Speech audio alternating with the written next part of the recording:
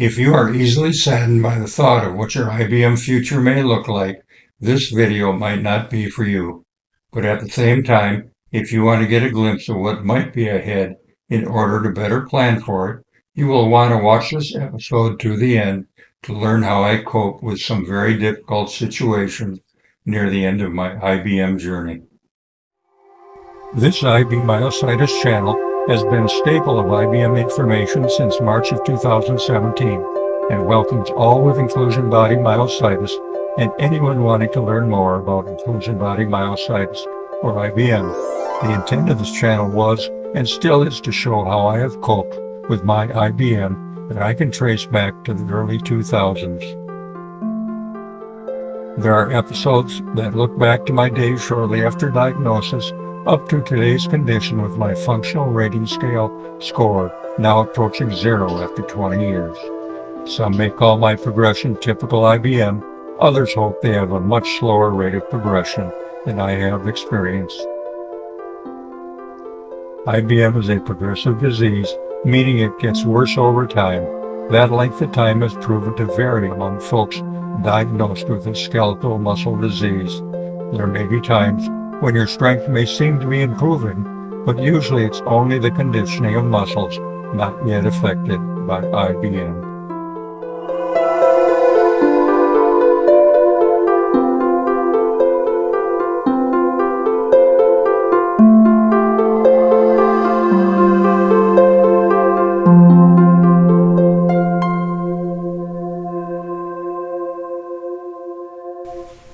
Hi, Jerry here again.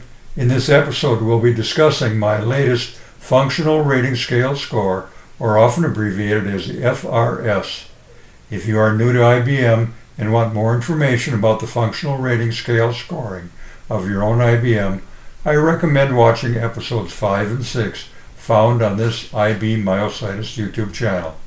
If you are new to this channel, make sure to subscribe to join more than 1,500 IBMers following this channel. There are two reasons for revisiting the Functional Rating Scale survey. Since there have been so many new IBMers diagnosed in the last year, there are many that do not know about the self-administered functional rating test and how it can be used as a tool to predict what lies ahead. The second reason is a refresher course for those who regularly use the Functional Rating Scale survey. To be meaningful, you should record the FRS survey results once a year.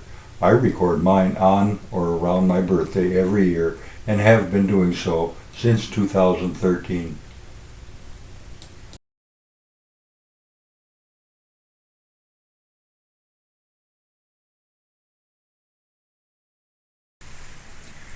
There are 10 questions on the FRS survey, each with 5 responses that you can select from. The best total result you can achieve is a score of 40, and the worst score would be 0. As I went through the years performing this test every year on my birthday, I recognized that only using whole numbers did not always necessarily reflect my condition, especially in the later years. In a discussion with Dr. Barron, one of the authors of the FRS, I asked him if it was all right to use a fraction of the whole numbers to better reflect the current condition. He replied that it was acceptable. So as of my birthday in August of 2017, I began using first halves followed by quarter numbers a few years later. To gain access to the FRS survey, all you have to do is go to the File section under your favorite IBM Facebook group and click on it. The IBM spreadsheet that you can load onto your computer can also be found in the File section of your favorite IBM Facebook group page. Let's venture into each of the 10 questions, and I'll share my survey score and some thoughts in each category. The subject of question number 1 is swallowing. Although some might disagree, I feel that there may be a gap between frequent choking and needs a feeding tube. Although I get a restriction in my throat 5 or 6 times a week, I have learned how to clear it by myself, but occasionally need the assistance of my wife. And I'm way past eating utensils with oversized handles, and even past using the liftware level that I've owned and used 2 to 3 times a day since 2017. I haven't given up yet and not ready for a feeding tube, so I scored myself a 0.5. The second question about my handwriting ability is an easy 0 and has been since 2017 when I could no longer grasp a pen. The third question queries us about our ability to cut food and handle eating utensils. I was at a 0.5 in 2019, then dropped to a 0.25 in 2020, 21, and 22, when I could still successfully feed myself using my liftware level eating device. Unfortunately, earlier this year, I lost that ability completely, no matter what I tried, and now score a 0. I own a Obi robotic feeder that I use to get food to my mouth, but using that must come under the heading of unable to feed myself.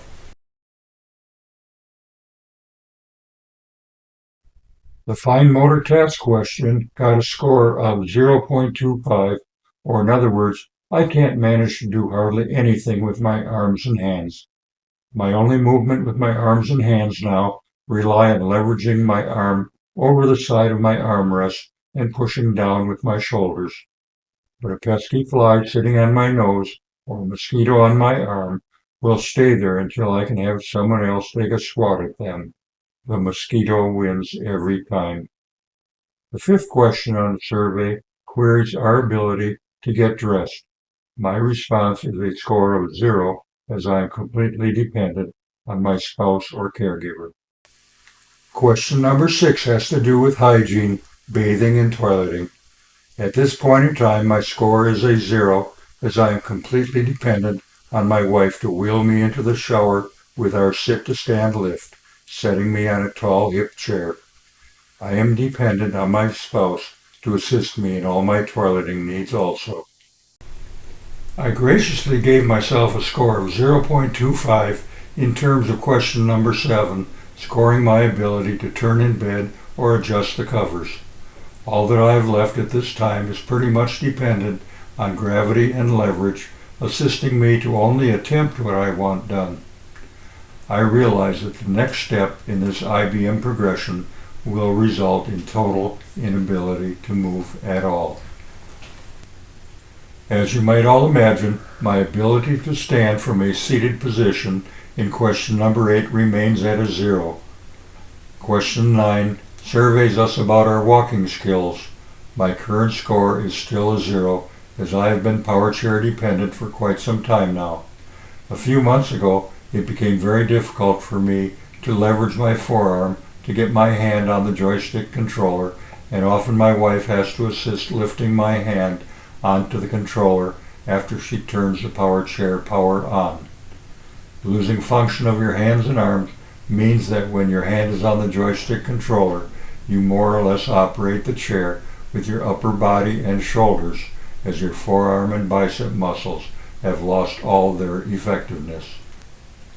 And finally, question number 10 asks us about our ability to climb stairs. As you might guess, my score has been 0 for many, many years. Adding up the results for all 10 questions, my total functional rating scale score for 2022 was 1.5 out of 40, and this year my score dropped 0.75 out of 40. When looking at my functional ability, I'm only at 1.9% functionality compared to a non-IBM person. Advanced IBMers will tell you that aggressive planning will always benefit your handling of future shortfalls with this disease. In other words, plan ahead and be prepared for the next IBM pitfall. For those of you who have been diagnosed with IBM, I'm sure you are wondering about when or what triggered this disease in your body. Some people will use their diagnosis date and then simply try to remember the first unexplained fall, or when your hands began to feel weak, or for some, when they first had difficulty swallowing. But to get to that point, it may have taken years and years of unnoticed progression. It may have been 5 or 10 or 15 or more years before the first signs were noticed, or maybe even manifested at birth due to your genetics. At this advanced point in Jerry's IBM progression, it is becoming more and more difficult for him to operate his power chair, our toilet bidet, his cell phone, or even our Golden Technologies lift chair. It's even getting difficult for him to maneuver his hands to operate the OB robotic feeder switch buttons. But our never give up attitude has led us to find a few new workaround solutions to help in a few of these daily living activities. We have also 3D printed some inexpensive door levers, light switch extensions at a low cost, a hand exerciser, and countless other assistive tools. The reason we keep trying new methods is simple. There is no failure except giving up trying.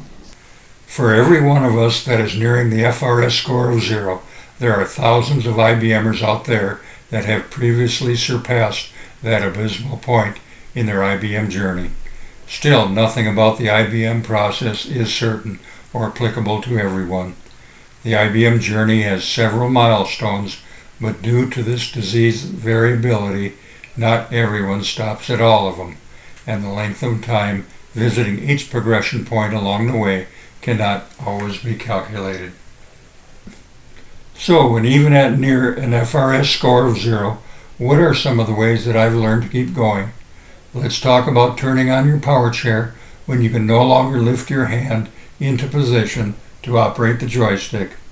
Remember when I said earlier in this video about using gravity and leverage to help move your arms and hands? Add some inertia, and I've been able to add more time onto my power chair operating time. First, I jerk my upper body so that my elbow is on the other side of the armrest. By pushing down with my shoulder, thus lowering the elbow, I can raise my hand and place it on top of the auxiliary function bar. I can then slide my upper body forward so that my fingers can get on the back side of the joystick controller, where I continue pushing until my fingers are on the LED screen. I then pivot my hand onto the joystick control and push the on switch with my finger, being careful not to move the joystick out of the neutral position. When the chair has been successfully turned on, I can then set my hand on the joystick and move the controller with my upper body and shoulder. Note, on some power chairs, the original joystick controller knob has a rubbery finish and my weak hand could not be slid off of it. I replaced it with a 3D printed hard surface joystick knob that my hand can be more easily moved from. Although I exercise my hands, I've still lost strength and hand dexterity that even makes it difficult to use my OB robotic feeder. To conquer that issue, we designed a 3D printed bracket that holds the robotic feeder switches to the front of my power chair's headrest that can be operated by contacting the switches with the back of my head to feed myself. It is also easy for Cindy to install the switch assembly to my power chair, as it just hooks over the headrest. Yes, we still take the OB robotic feeder to restaurants where we are often approached by folks interested in knowing more about the robotic feeder. You know me, I always take that opportunity to educate those people about the condition called inclusion body myositis. If you've been a faithful subscriber over the last 6 years, you will remember a couple of episodes of the home elevator that we had installed a little over 10 years ago. The push-button controls on the elevator are now impossible for me to push and hold, so we designed and 3D printed some levers that I could operate with my head. The 3 necessary functions for me to use in case of a fast exit to the basement during tornado season are up, down, and door opening levers.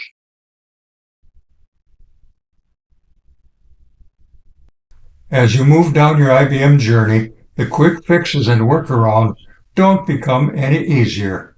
Sometimes you have to rely on all you have left, things like using your upper torso and head to operate devices once easily performed with your hands.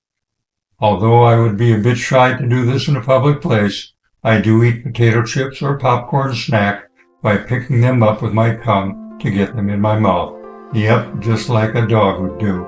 Sometimes you just gotta do what you gotta do to get the job done. Keep using your head, my IBM friends.